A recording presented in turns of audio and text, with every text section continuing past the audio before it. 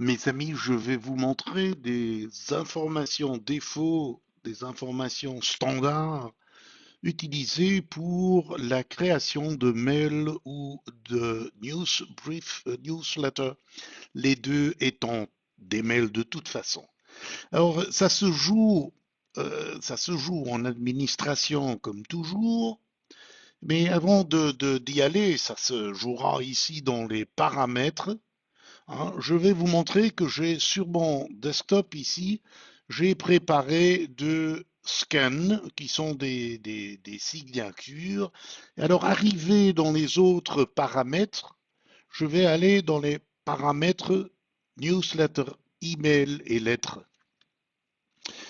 Alors, si je demande tout à l'heure newsletter, nouveau, vous par standard, il prendra, parce que chez nous, ça s'appelle un flash.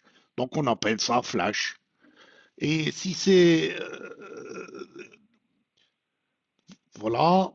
Et si c'est ici newsletter, donc le titre, le sous-titre, c'est par exemple les nouvelles. Et puis là, ça c'est important, savez-vous, on va envoyer des mails. Donc répondra, ça par défaut, ça sera donc immédiatement encodé.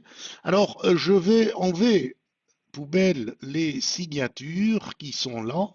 Il y en a deux, et je vais sauver ça. Ça va me permettre de les recréer. Donc il y a toujours une signature libre et apparemment le président est une personne qui signe de temps en temps. Alors je prends l'image et je vais, comme toujours, la pousser vers là, où je peux maintenant déplacer et couper un peu cette signature pour que voilà, et je vais couper et je peux ajouter une deuxième signature si après on peut en mettre une 5, hein, 5, 6, il n'y a pas de problème.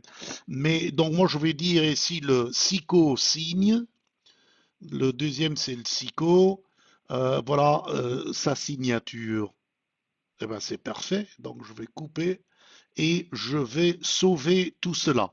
J'ai donc sauvé dans les autres paramètres, les paramètres newsletter, email et lettres, et on va utiliser ça lorsque plus tard, par exemple en mail, on va créer un email.